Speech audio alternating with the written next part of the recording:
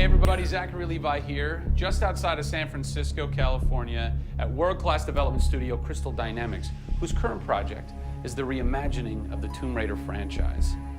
From now until the game launches, we're going to be hopping around the globe, bringing you exclusive first looks at some of the key ingredients that are shaping and creating this world. First stop, Digital Domain, Los Angeles, California, to meet one of the most crucial pieces of the Tomb Raider puzzle, Lara Croft herself. I'm Zachary Levi, and these are the final hours of Tomb Raider. An icon reborn, Los Angeles, California. Digital Domain.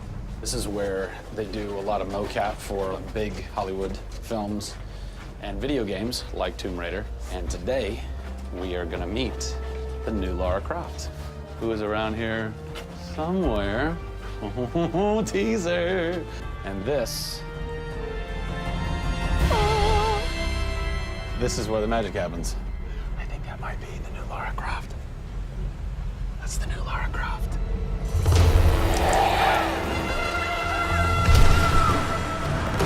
Since 1996, many actors have played the part of Lara Croft, but for the reboot of this franchise, the team conducted an exhaustive international search for someone who could bring a whole new level of emotion to a character who's become so familiar. In late 2010, a young English-born actress was chosen to become one of the most recognizable characters in video games. My name is CAMILLA Luddington. I'm a British actress living in Los Angeles. I am the voice and character of Lara Croft, the British heroine. When I was first approached for it, I really felt overwhelmed at the honor of playing an icon like Lara Croft. I think I screamed in my car, actually, when I heard that I got the role. Lara Croft, one of the most iconic female characters in all of gaming. This is really her origin story, how Lara became the super badass that she is in later years. She is just a young, naive, perhaps 21-year-old who has a thirst for adventure. We're used to seeing Lara Croft as just the cold-hearted, almost killer, and she's a badass and everything, but I think in this, you see her struggle. You can do this, Lara. Please come and get me. When we went through the process of looking for actresses the world over, I mean, this was Europe, this was LA, we had hundreds and hundreds of actresses that were whittled down, and we ended up with CAMILLA. She had sort of that rawness that we wanted. Was somebody who not only wanted the part, but was willing to push her character into that emotional area that we wanted. Let's learn a little bit about CAMILLA. Where are you from? I am from a town in England called Ascot in Berkshire. And it's like those things you wear around your neck. Really didn't do TV or film or anything until I got here in Los Angeles. Really, I had a stage background, which I also think helps though with this because this is almost feels like performing on a stage. Yes! So here we are. This is performance capture stage. The volume. The volume, they call it. That's interesting. You'll have to explain that to me later. I don't know why. I think maybe it's like a measurement thing, like height and width and depth. I'm gonna go that with yes. Creates volume. Yeah. Math nerd. And you also do get nifty props. Yes. And what's a fun fact about this? Careful. Oh, you can hit somebody. Jeez. Wow. Is that they'll put Velcro on this, and they'll be like, okay, you're gonna have a gun and another gun, and they'll just stick to you. How much Velcro does a bazooka need to stay on tightly? A lot. There had to have been a lot of pressure as far as being the new Lara. It was intimidating. Did you go run around in the woods? Did you go hunt boar with a bow and arrow? Well, what's funny is I actually did archery when I was a kid. Really? Yeah. At the time, you're thinking, why do I need archery? You know, when am I going to use a bow and arrow? And now I know why. Interestingly enough. No! Is Lara a video game icon? A sex symbol? I think she's both. Oh! Obviously, she's a game icon, but I also think she's a sex symbol because she fights for what she believes in. She's courageous, and I think those things are sexy. The shorts are gone. That's a bummer. Which I'm sure most guys will think is a bummer. I like her new look. Yes, she's still gorgeous, but now she's a person. CAMILLA brings truth. She is truly breathing life into Lara Croft. And when Lara is supposed to be going through an emotional scene, you'll see tears streaming down CAMILLA's face, and it's real. People ran over to her, like, are you okay? Like, she's got mascara running and tears streaming down her cheeks, and she's like, oh, yeah, And you're like, wow. When I got this role at first, I did not even know that I would be crying so much. I just thought I'd be kicking butt. That was the Lara that I thought I'd gotten myself into. This was some of the most emotionally and physically draining work that I'd ever done.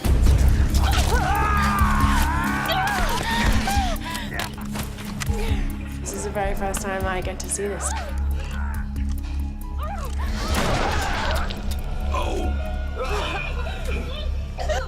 Oh, God. They had to do it.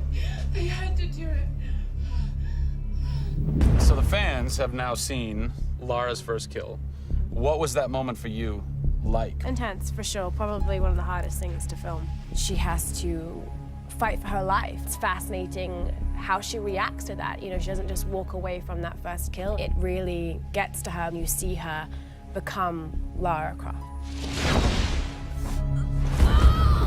Camilla Luddington is our new Lara Croft. Strong, spunky, gorgeous, brave. How did she get so brave? Excellent question. We're going to cover that in our next installment when we sit down with the writers who crafted the origin story of Lara Croft. Don't miss it.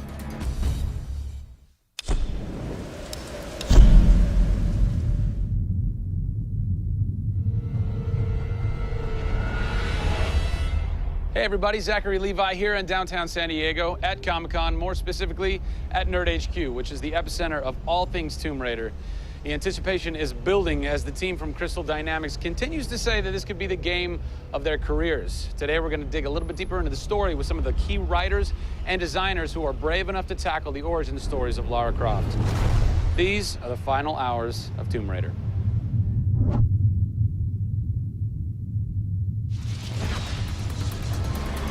We're in downtown San Diego. We're at Nerd HQ. Fans, the public, will get to play the game for the first time ever. Are you nervous? This is the most nervous time of the entire game. This is huge for us. This is the first time we're giving anybody the opportunity to put their hands on the game. It's not finished yet. It's hard to send it out into the world like that. It's a little young, it's a little fresh. When you put it in the public's hands, you're getting a very raw, unfiltered, like, hey, this is what we love and this is what we don't. You'll start to read about it now. You'll start to see it online. You'll start to get people's perspectives. We're making sure that we make it the best thing that we can for the fans, and these are the fans. Why make an origin story? You could just kind of continue with the Lara Croft Tomb Raider saga, but you didn't. Why? We didn't start with the idea of doing an origin story, actually. We started with the idea of doing something fresh. There haven't been very many games that have the opportunity to go back and tell the true origin story. There is very few games like this. In the history of the Tomb Raider franchise, there has not been a female lead writer until now, Rhianna Pratchett. For me, I didn't think of it like we needed a female writer to do that. Rhianna just nailed it. Rhianna Pratchett. Yep. Does it take a woman to know a woman? It probably helps, but I don't kind of think about it as much as everyone else does. I tend to think of myself as being a writer first. There is some of me in her, absolutely. She's very bookish, she's very in her head. I went to public school, I actually learned archery. Camilla did as well, I heard. We bring up our ladies properly. And I genuinely studied Egyptology. I wanted to be an Egyptologist. No way. You know, I've always been a huge fan of kick-ass females. I mean, I grew up on Terminator and Aliens. Yeah. You know, fighting aliens in the future. I thought that was what girls did. It's great to be here at Comic-Con. This is my first time. People are really responding to this kind of new Lara. The fans have been great. They've been very supportive. I want to kind of live up to their expectations. I grew up going to fantasy and science fiction conventions. Now here I am looking at a Tomb Raider poster on the side of a building for a Tomb Raider game I have written. Can't quite process that, but it's very cool. Lara's actions affect her character and her emotional state, and so the first kill for us was a big thing.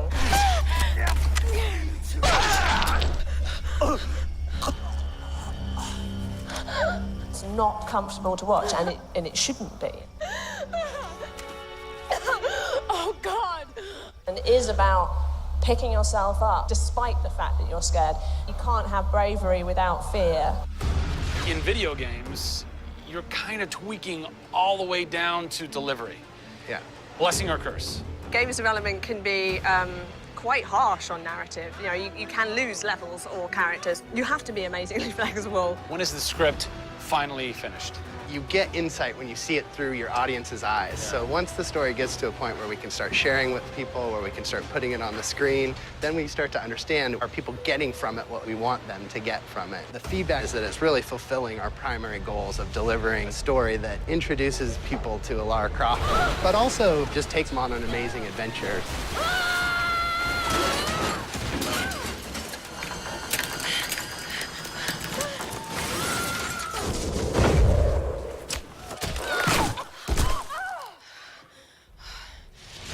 John Stafford, you're kind of the dialogue. Typist, word monkey. The words that you've been speaking for so long Yes. are from this everything man. that I've been through that's been extremely emotionally draining and painful, I have him to blame for. So we'll have words later about it. What were the challenges stepping into the heart and mind of a character like Lara Croft, who we've known for quite some time? Yes. Players' expectation is. You want to just jump right in, guns blazing? Controller, I'm awesome. I'm awesome. We want that. That's what video games basically allow gamers Seriously, right? to feel. I am awesome.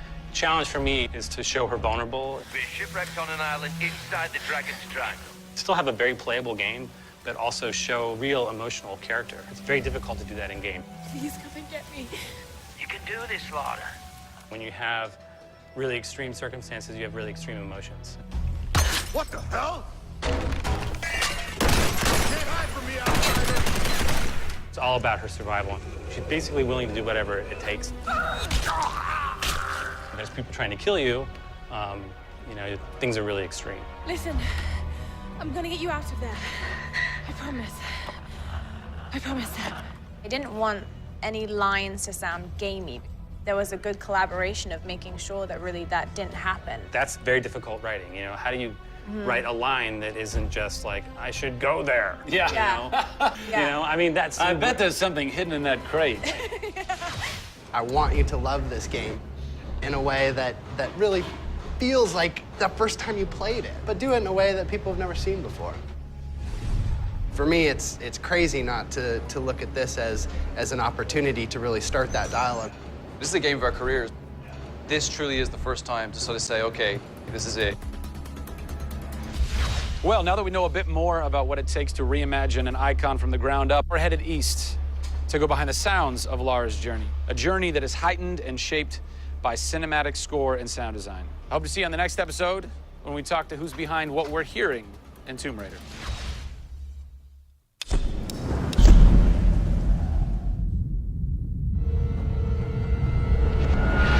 Hey everybody, Zachary Levi here in the heart of London's famous West End. Behind me is BAFTA, the British Academy for Film and Television Arts. Why are we here? Excellent question. For starters, Tomb Raider, the series, has garnered a lot of love and accolade from BAFTA over the years. Some of the key players on Crystal's dev team are BAFTA LA members. And to top it all off, legendary video game composer Jason Graves is a BAFTA winner. We're going to catch up with him in just a bit, but first, a little trip to Raleigh, North Carolina, where we go behind the scenes at Jason's recording studio. These are the final hours of Tomb Raider.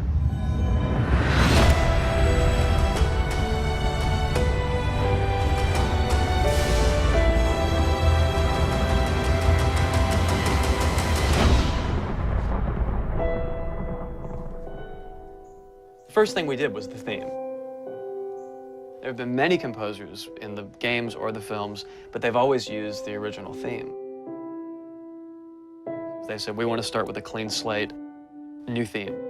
I did it on piano, very simple. I was really scared just to send it because I'm like, I don't know, I think this really works, I think I like it. We ended up taking that exact theme. The first demo I sent was on the first trailer. That exact same arrangement.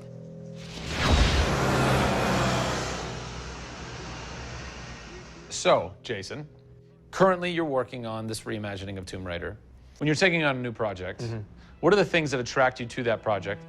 The heritage of a particular game, I think obviously. And don't even get me started on Tomb Raider. I literally almost drove off the road. I was on the phone with the audio director. Like, oh, stoplight! And I had to pull over a little bit to not hit the car behind me. What I loved about Tomb Raider, what really drew me to the project was they had no pre-existing conditions. Because they wanted to get out of what it used to be. They wanted something new. They wanted something fresh. Jason's done hundreds of games by this point. He was an easy choice for us to go with. on paper because he has such great experience. I listened through a lot of different material from a lot of different composers. I was really taken by how well he did the intimate stuff. The textures and the real, like, you know, intimate and vulnerable bits that we needed to highlight in the game were a great match for us. What is square one for you when you start wrapping your head around it going, this is where I feel like this world is going to exist? Main theme, call me old-fashioned. Then it was a matter of finding out what kind of percussion would work. And always going back to the melody and the theme, because that's kind of the heart of the game. The most signature thing that we need to get right is Lara's theme. One of our big goals was that it can be used in any emotional context. What does it sound like? High action.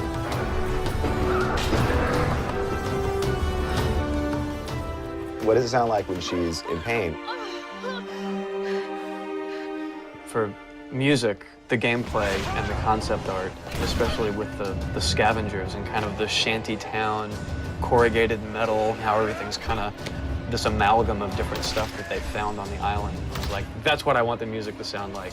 The bad guys are playing the music now. Alex said something like, it'd be really cool to have something, you know, chains on a metal board or like you're banging a metal fence. 2 weeks later, Jason calls me up and he's like, so this guy who's like this sculptor who lives right around the corner from me, I was talking to him about the idea of creating an instrument. And I'm like, that sounds completely insane. We have to do that. Tackling the score to one of the most iconic franchises in the world brought a unique challenge. How best to capture the emotional timbre of the characters and island in music? People, I give you the instrument.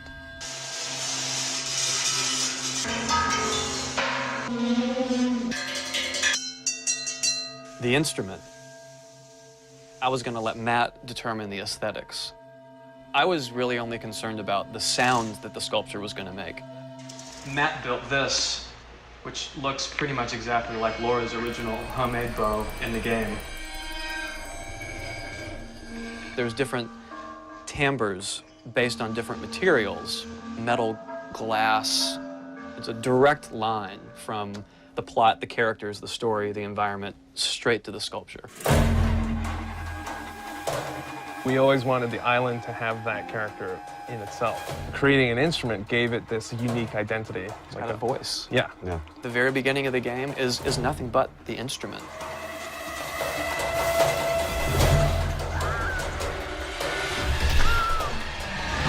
Who do you look at in video games or in film that you go, what they've done has shaped who I am and what I do for a living? They're all dead, unfortunately. What? Yeah, I know. It's classical composers. All classical? Yeah, I'm kind of going directly back to the source. Yeah. Prokofiev's, Tchaikovsky. Even for some of the scary stuff, you've got Penderecki, who's a Polish composer. Actually, he's still alive. It kind of goes back to ballets or opera, which is kind of the precursor to film and video games. You know, they were telling a story. Yeah. That's what I love about that music. It tells a story. Even if you don't know the plot, you can listen to it, and film music's the same way. It's tough with games to do things that are subtle.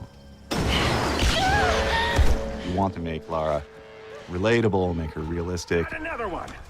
She went down over there. Tell her story from the beginning and show how she became the superhero she becomes. One of the first things that I ask any developer is the emotion. Because to me, that's the biggest thing that music can do in a tenth of a second. The music just, it nails the emotion. Wow, that was amazing, huh? I personally don't think I've ever sounded so good in an interview before.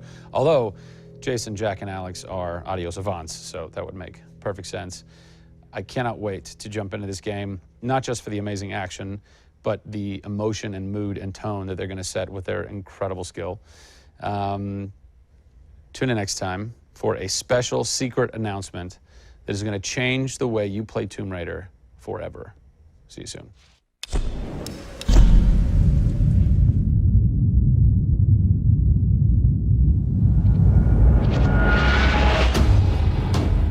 Hey everybody, Zachary Levi here.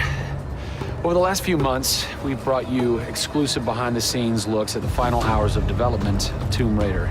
You've seen Camilla recording her last few lines, Rhianna musing her last few words, and Jason completing the last few notes of the score. As those key pieces lock into place, it's time to reveal one of the last portions of the game, and a team that's been shrouded in secrecy for 2 years. We're here in the beautiful and freezing Montreal, Canada, to bring you the final hours of Tomb Raider Multiplayer Edition. These are the final hours of Tomb Raider. Welcome to yet another world-class studio in the Square Enix portfolio, Eidos Montreal, home of the multi-award-winning game Deus Ex. Locked away in one of the far corners of the studio is a team of experienced, passionate professionals who have been specially brought together to create the first ever multiplayer component to the Tomb Raider universe. Let's meet the team behind the vision, direction, and decisions, and hopefully get a chance to play a few rounds. Here we are at Eidos Montreal. Before we get into why we're here, Carl, you now have an amazing stash, my friend. What is the impetus behind this? As a studio, we've been participating in Movember. A good friend of mine, JJ Owens, works for Movember in LA. And we set up the gaming challenge, and we brought studios from all around the world together. I think so far we've raised somewhere in the region of $140,000, $150,000. Well done. Been a big success, although my wife doesn't necessarily always approve. She hates it? Oh, my wife wakes up in the morning. She says that she hates it. She secretly loves it. What were some of the factors that led to a multiplayer facet to this new Tomb Raider? When we started developing sort of our vision for reimagining Tomb Raider, on paper, it was all about single player. And as we started to build that world out, we had the island, we had the Solari and the scavengers. We started to realize that we had this canvas. Great warring factions, great landscapes. Yeah, we had all these really awesome places where it was all about traversal and single player. When we started looking at that, we thought, wow, well, what about multiplayer? Part of the genesis of that was Lara Croft and the Guardian of Light that kind of cracked open a door to lead you guys into the multiplayer into here at Eidos Montreal. Guardian of Light was a downloadable, a smaller scale project, and that allowed us to sort of take the risks that we wouldn't necessarily take on a full-blown project. Guardian of Light was our Pixar short. It's the idea that whilst you're building your big project, you're always thinking about that next thing, but also allowed us to be able to start understanding co-oping and networking. It was a game that actually brought Tomb Raider fans together for one of the very first times. You hear them in their ear and they were having fun. And as a result of that, that led to us thinking about multiplayer. Hopefully our single-player experience we're delivering is a very sort of single-player, solitary, immersive type of experience. But at the same time, we believed tomb raiding together with friends would be fun. Tomb raiding, I think that's the first time I've ever heard that term. I like that. It's fun. You know, axe climbing and zip lining and the traversal that we get in there and the traps. For me, it was very sad to have that catch-22 of it would be great to do this in multiplayer, but we just can't split our resources like that. And that's how Eidos Montreal came about. We had staffed up our team to develop a single player. Everybody was gelling together really well, and it wasn't something that we wanted to just bolt on. We always said if we were going to do it, we're going to do it right.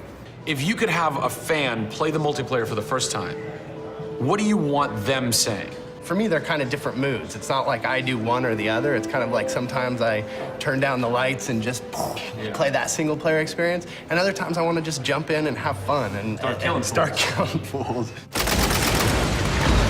Joe Curry, producer of multiplayer on Tomb Raider. It's the first time Tomb Raider has ever incorporated multiplayer, and you're in charge of that. Yeah. What's running through your mind when you get that call? Well, first off, exciting. Right? I mean, we're all huge fans of Tomb Raider on the team. I mean, we grew up with Lara Croft. But when we spoke to Crystal, like, we want to do multiplayer, and we're thinking, how do you do that? It's always been Lara's story. You've been in charge of creating the first ever Lara Croft Tomb Raider. No pressure. Multiplayer. No pressure, Zach. Thank you. What are some of the main pillars that you brought over from the single player to the multiplayer to make those two worlds cohesive? The element that really stuck out was survival. The group surviving together. Right. But then traversal, the ability to go up and down and kind of everywhere in a level. The weapons, you know, the characters. What did you guys have to tweak in order to create an engaging multiplayer experience that wouldn't necessarily work with the pieces that were in play with the single player experience? One example is the bow. Especially in the reboot, it's so iconic that we had to make it work for multiplayer. You have a certain forgiveness when you play single player. Multiplayer, players expect snappiness. I shoot you, I expect you to go down, or you can just do what I do, which is take out the biggest gun and just run for them and shoot them out. The environment itself can be a threat. The Solari, you know, the guys that are on the island have had a chance to prepare traps. We've got things like an ammo box that looks like an ammo box, but it's really an explosive device. I need ammo, and it looks just like the regular ammo box, and then you're gonzo. We have a lightning rod. You'll get a lightning strike on the rod, and then you'll eliminate your enemy. First and foremost, we want to be humble. We want players to just have a really memorable experience. I had fun doing this. Do you remember when we set that trap? Moments that the players will come back to and talk about experiences that they've had for themselves, not necessarily the game offering them experiences. Absolutely. So, Joe, behind us we have the QA team, or the quality assurance team. They're a part of the development team. They can tell us what we need to fix and what's working and what's not. When do I get to game test? When do I get to get my hands on the game? Soon. We got a surprise for you first, Zach. So, when I was approached to host the final hours of Tomb Raider, essentially the biggest ask, not even ask, tell that I had was, I want to be in the game. I want to have a cameo, I want to have something. So guess what? Boom! Boom! Boom! I'm a playable character in the multiplayer Tomb Raider. How sick is that, Joe? You and your team are awesome. I can play with myself, virtually. Are we ready? Oh, that burns! You suck! Get those transmitters running. Radio transmitter activated! We're getting off this damn island? We send this sailor. Beautiful. I would like to try and kick your butt as me in this map right now. Should we try it? All right. Bring it. Let's do it. It's happening right now. Oh, nice! Was that one of my traps? That was one of your traps. Yeah! These booby traps are really fun. I mean, they're really, really fun. Yeah! Don't worry about it. Just because you made the game and I beat him. As you can see from the people and passion here at Eidos Montreal, this isn't just some add-on. They're devoting themselves to making this an experience in keeping with the feeling of single player. Familiar, yet different. Coming up in the final 2 episodes of our series, we go back to the home of Lara Croft.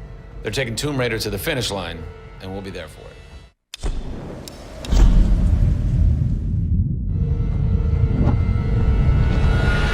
Hey everybody, Zachary Levi here, again for the final time, back full circle in Redwood City. Behind me, inside, critics and fans alike are getting some hands-on experience, an hour's worth of gameplay of pre-release code. Simultaneously, the studio dev team is hard at work crunching, optimizing, and polishing all the last little bits of code for what we will all come to know and love as the new Tomb Raider. It's a culmination of everything, and the clock is ticking. These are the final hours of Tomb Raider.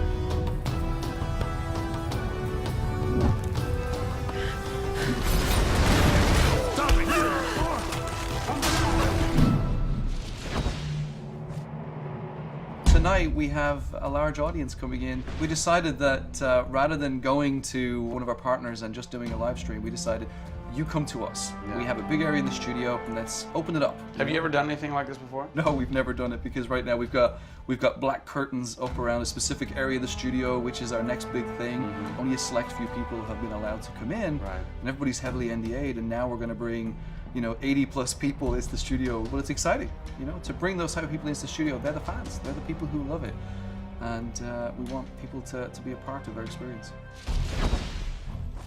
On one half of the studio, all that is going on like crazy, but basically in half the studio, you guys are just pounding, working out every last glitch, every last bug, making sure that it's all just perfect, done and perfect, exactly, for your certs on Friday. Yeah. What happens when a game fails, sir? Then things start getting like, sweaty around here. You're dicing with death right there. Well, you might be missing a release date. That's how big a day this Friday is. Yeah, it's huge. If we submit and they come back and say, hey, there's maybe 35 things that we'd like to change, then as a studio, we'll change them. We'll improve them. Or there's small things that they say, hey, this experience might be better if you just fix this little thing. Then of course the team are literally sitting there waiting for that to happen. And there has been games I've worked on where we've submitted, and within 24 hours it would get kicked back, and they'd say, hey, you guys are crazy, you shouldn't have submitted it. So, there are 80 people in the office right now. You're 4.5 days away from delivering this thing, and they're strewn about. What are they all doing? So we have guys working out a very prioritized hit list, right? So we say, okay, this is the most egregious thing that we've noticed lately. We'd like for you to focus in on it. What are you guys debugging here? Looking at some menu transitions. Oh yeah, we want to make sure everything feels snappy all the time. Menu transitions, if I had a nickel for every time. One of the toughest things with Lara as a character is her hair. You try to simulate hair in a video game, and Oh, yeah. it's not always exactly the way it would be in real life. But that's something that's, I think the fans really point that out, and they want Lara to look as good and as believable as possible. So even in the home stretches, we're trying to sweeten it and make you believe it. So I spend a ton of time playing the game. So while everybody else is busting their butts trying to make it work, you're having fun. That's basically what you're saying. There's about 80 people that are all still busily working in this last week before the game goes to cert. Absolutely. One of those groups is called the what group? The OMS group. And what does OMS stand for? OMS is an acronym for Oh My Shit. And what does that mean exactly? When you're into the high octane moment, the only response we were challenging the team that it could come back with was, I would exclaim, oh my shit, that's awesome, right? Right. I couldn't even cuss properly. It could have been the OMHG, the oh my holy god team. Yeah. But oh my shit, Oh I my think shit, it is sufficient. resonated. So many companies focus on the explosions, and we love explosions. I mean, there's plenty of them in the game. But it's also about sometimes that implosion moment, that time where you actually feel like you're part of that. Yeah. We have an early example in the scavenger den, very early in the game, where the camera is about 6 inches from the back of her head as she's in this claustrophobic moment as the ceiling gets lower and lower and the water gets higher and higher and the torch, you're worried, is it gonna go out? And as you suck in for that moment, if it's resonating with people, as we've seen it resonate here, you actually watch people who are claustrophobic kind of lean back in their chair a little and kind of react, and that's exactly what an OMS team is about.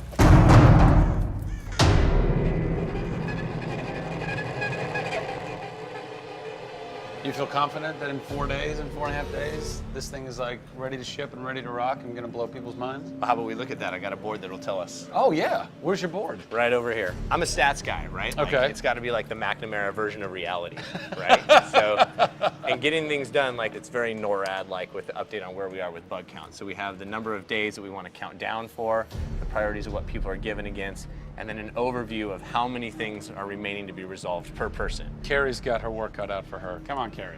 Yeah. Ultimately, we have to figure out how do we hit the quality on a predictable timeline. So right now, we're trending towards being able to hit that in 12 days. But you need to deliver in 4.5. Correct. So what does that mean? I need to go right now. Where's your head at right now, knowing that in 4 days, Yeah. it's got to be completely done? I'm super critical of what we do. You know, you tend to be perfectionists. I'm absolutely that way. It's more like, this is leaving now. Yeah. You're done working on it because time's up. Yeah. And you're like, But there could be one more thing I could do. It's a weird feeling because it's been part of our lives for a very long time. How long have you been on it? Definitely 4 years, yeah. Like 4 years. Yeah, 4 years. That's insane. I know. I was young. Yeah. Fresh face. I was young then. Yes. No bags, no grey hair. Soul. Yeah.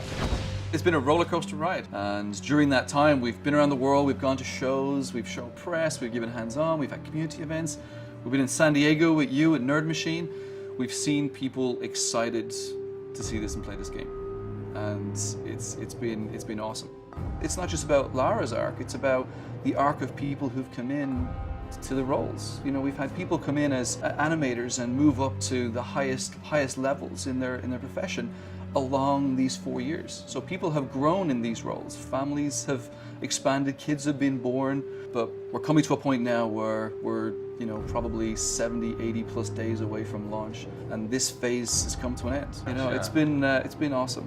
With less than a week to go before console certification, the last few bugs to squash, and a general lack of sleep all around, this production is definitely going to go down to the wire. Will they make it? Join us next time on the final hours of Tomb Raider to find out.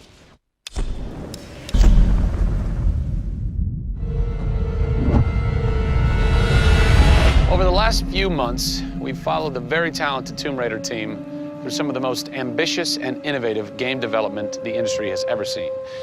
In the next few days, they submit the final code for certification. If they pass, game ships on time and everyone gets some much-deserved sleep. If they fail, well, let's not talk about that. I'm Zachary Levi, and these are the final hours of Tomb Raider.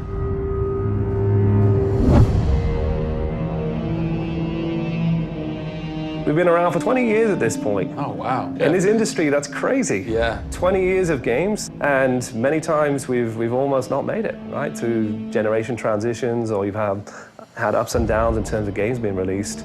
And for us to still be here, making games and being competitive, it's amazing. Is this pretty typical for you guys to be in the last week and really all you've got left are these little bugs to do? Maybe it's a few hundred still left to go. The team's cranking them out. You know, you're play testing it a lot. You're getting QA, quality assurance, to make sure it's clean. You know, stuff's coming in still, as in like, hey, this crazy thing happened here. And simultaneously, IDOS Montreal is doing what you're doing, just with the multiplayer at the same time, because the multiplayer and the single player are being delivered at the same time. So it's a big on team. Friday. Everybody's got to come together at the same time, at the same moment, and put pencils down and say they're done. Pencils down. Done. See. We're submitting in 4 days. Let me tell you now, we've had to move Brian Horton. He was art director. He moved over to my department in Brand about a month ago. There was a morning that he woke up and they went, "You've created a beautiful world. Now step aside." So my job is I'm working with a very talented team in the brand to make sure our screenshots are good, to make sure we have covers for magazines, posters, to make sure we have posters. Right. There's a lot of materials, just like in a film. Yeah. Where when a film's done and in the can, you have to sell it to people. You have to let them know what's cool about it. Listen, I'm coming to get you. I'm going to get you out of there. I promise, Sam. What's been great about this over the course of the entire process, you traveling around with us, is that we've been able to bring you the final hours of each of the pieces. Yeah. We've spent probably the last 6 months watching how the music's come to an end and the voice acting has to be done. So each of our episodes up until now has really shown a side of the final hours of that particular person's role in the game. And now everything's come to a head where we're submitting the game this week. The guys are tirelessly working. You know, the guys have literally, at some cases, slept in the studio. Okay, so launch day, let's say you were at March 5th now. Where are you? What are you doing? I'm probably in bed trying to get 12 hours sleep. Because more than likely I would have been at some midnight opening the night before up till very late celebrating. So I'm probably at this time of the day, I'm probably in bed. I think a lot of us won't even know what to do with ourselves. You get so heads down in something and it's been a part of our lives for years now. And you sort of get to that point where waking up in the morning, you're thinking about the game, and going to bed at night, you're thinking about the game. I'll try to sneak a little time here over the holidays, but then, you know, wait till the dust settles and we really get this in the hands of the consumers before I can really relax, I think. Even though I've played the game so many times, I cannot wait to take the cellophane off that game. Yeah. Pop it in. It's the ritual. retail. It's the retail copy. Yeah. And there's something special about that printed disc, putting it into the system, and you're like, this is the same game that I worked on for 3 years plus. And everyone else can have the same experience that I'm going to have right now. Yeah. Of all the taglines, whether they're actual dialogue in the game or marketing lines or whatever, something that would sum up your experience over the last 4 years is A Survivor is Born. Yeah. A Survivor is born in you, A Survivor is born in Crystal Dynamics. Yeah. We just wanted to be known as doing top-tier work. There's games I look at and say, I wish I worked on that game. Yeah. Right? Yeah. And I wanted Crystal to be that. And I think that with this one, we're going to do it. Yeah, anybody can make an explosion look beautiful and make a world look phenomenal, but we now move into a period of time where it's about having a connection with something which is much deeper than just saying, I have a controller in my hand and I'm guiding a character around and fighting or solving puzzles. There's a depth in the story that we're trying to tell, which hopefully for us is going to be able to set that structure for the future. Hopefully we've taken the risk and we've been shouting so loud about this that we're actually carving what should be done. Oh, don't do this to me, you northern bastard. Are you excited? You nervous? I'm both excited and nervous. You know, because we've been masters of our own destiny up until this point, and now we're going to continue that right through to launch. And what's great is that from the very first presentation I gave with Darrell about here's the vision of the game, all the way through to the very first game sitting on a shelf on March 5th, we've been there for the ride. We've been on that journey. And then all of a sudden you reach March 5th and you're no longer there's millions of copies of your game out there, and they're in people's hands, and you're thinking, like, how are they playing it? Are they having fun? What are they saying? What are they going to do? As soon as they put the controller down, what's the next thing for them? Do they want to tell people? What do you want their response to be? I hope those people see that the story we've built and the foundation we've built is one that will last a long time. Doing something that's special is just incredibly tough, no matter what it is. You've got to really want it. You have to be passionate. You have to care about it. Everybody realizes that this is the game of their career, and everybody wants to put as much time and energy into this as possible. We have a studio full of passionate people who have put their lives into making this thing happen. This is not just a game that we're just going to ship on March 5th and people will go, great, I've got another game to my credits. This is one where the team are going to look back and go, that was a journey. It's been an honor to be able to work on Tomb Raider, and long may it continue. I see this getting bigger and better over the next few years.